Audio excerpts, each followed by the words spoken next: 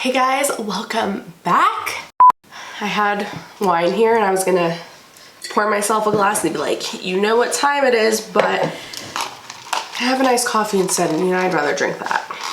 So those of you who are new, hi, welcome. My name is Sam. On my channel a few months ago, I started this girl talk series where I just get a little more personal with you guys. So today I wanted to talk about, as you can tell from the title, living at home in my late 20s and just feeling like I'm behind in life, or I don't know, feeling, I guess, like I'm not as far along as I would have liked to be, or as far along as I sometimes feel like I should be. And I wanted to talk about this because I know that this is a topic that a lot of people can relate to. A little backstory in case you don't know me or you just are a little bit newer to the channel.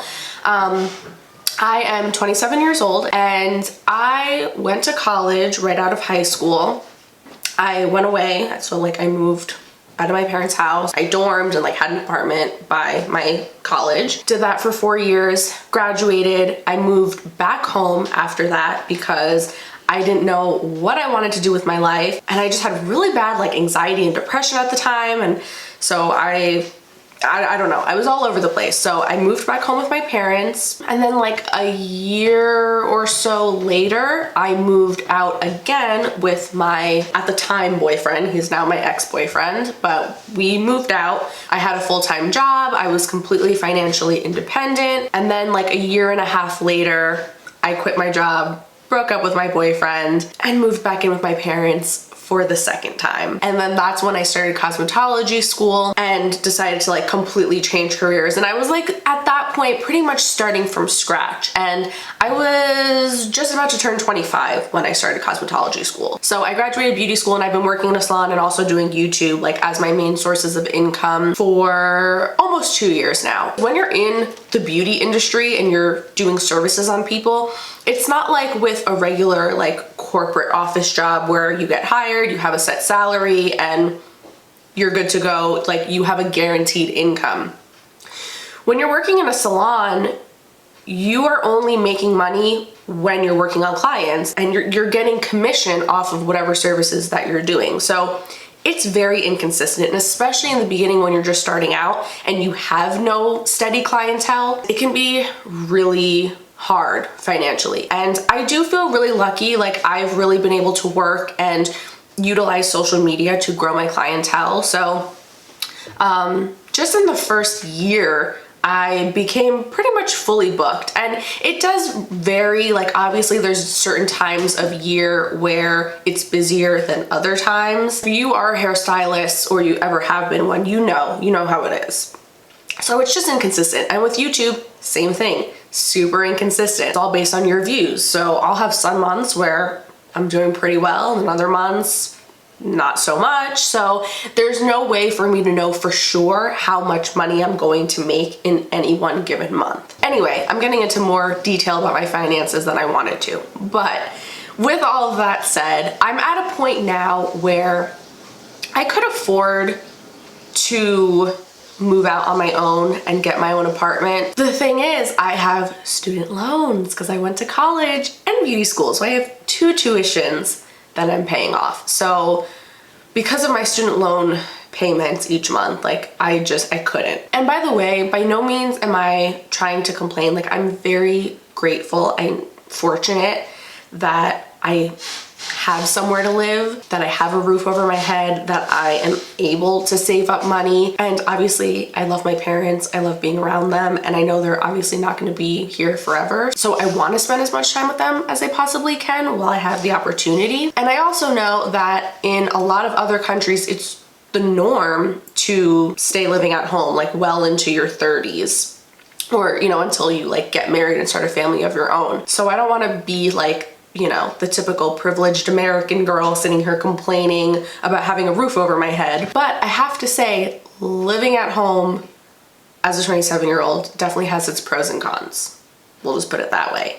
It's nice that on the nights that I'm working late, I can come home and like my mom's already made dinner. So when I get home and I'm really tired and starving, I can just eat. I don't have to worry about cooking myself a meal or going and getting fast food or something like that. It definitely is convenient having my parents around, and I appreciate the help that they give me. But then on the other hand, I have very little privacy.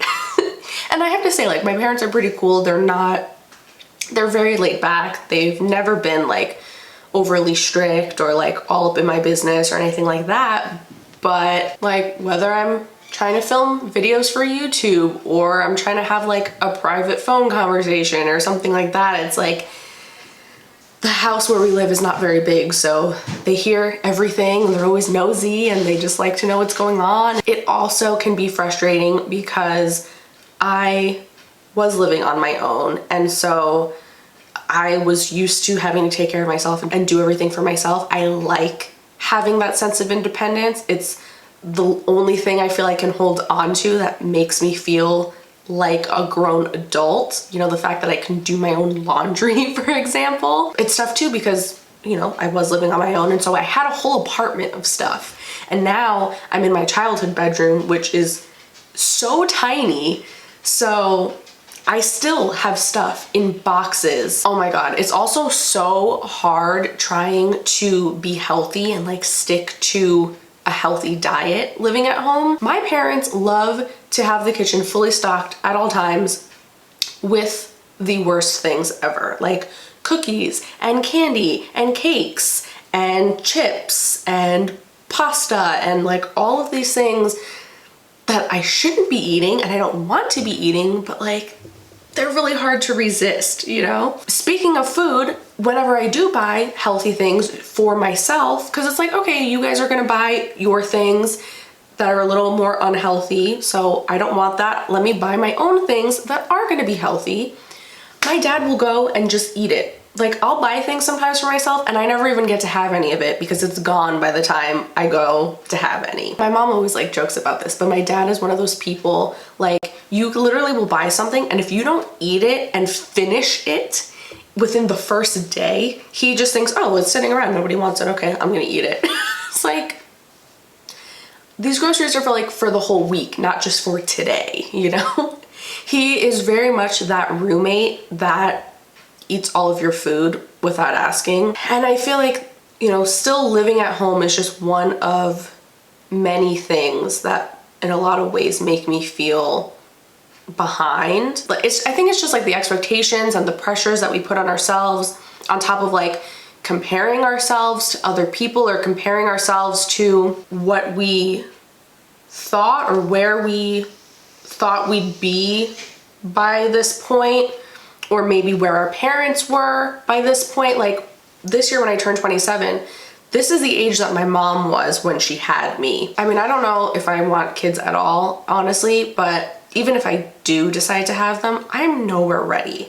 Like to be somebody's mom, like by 27, my mom was fully financially independent. She was living on her own. She was having her first kid, and I'm like nowhere near that point. And I think when I was younger, knowing the timeline of my parents and their lives and when they accomplished certain things, I think I just always saw myself as like, I'm gonna go to college, then I'm gonna get a job, and then I'm gonna meet somebody and get married and have a kid, and all this is gonna happen before I turn 25. Which, like, now I look back and I laugh at that, but I think still, like, in the back of my head, it kind of sits there. I think too, like, I compare myself a lot, whether it's people that I went to high school with, that I'm seeing like own their own house and are in like these really great established relationships and are getting married and have these great friends. And I thought, oh God, that's another thing too. There's a few people that I follow on social media that I went to high school with that they went off to college after high school and they like made the most amazing friends and they have this great group of friends and they all do these fun, amazing things. They travel together, they're going to each other's weddings and each other's baby showers and birthday parties and all this fun stuff. I didn't do that. Like, I went to college and I had a terrible experience and I only made one friend and I hardly ever even get to see her. I see them doing these great fun things and living these really beautiful picturesque lives. Meanwhile, here I am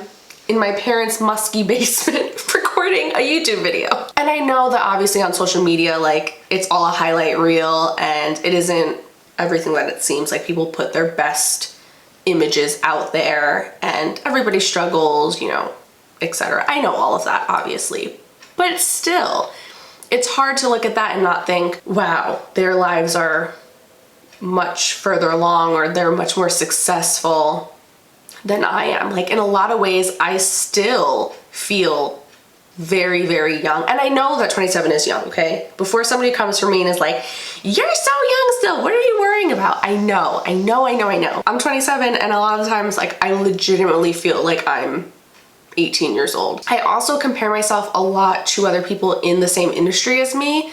I think because a lot of hairstylists go to beauty school either right after high school or while they're still in high school, there's so many stylists I follow that are the same age as me or younger who are so much more successful, so much further along in their career because they have way more experience because they started way earlier than I did. You know, there's 27-year-old stylists who have 10 years of experience versus me who hasn't even hit my 2-year anniversary yet doing hair. So. Okay, sorry, I had to let my battery charge for a little bit. Like I was saying, so it's like I feel as though career-wise I'm behind, and then like in my personal life, I feel behind as well. And I know that it's so stupid and I shouldn't, and these are pressures that I'm only putting on myself, and it's really for no reason. Like, when I think about it, at this point in my life, I'm happier now than I think I've ever been. I love my career so much. I work at an amazing salon. I love the people that I work with.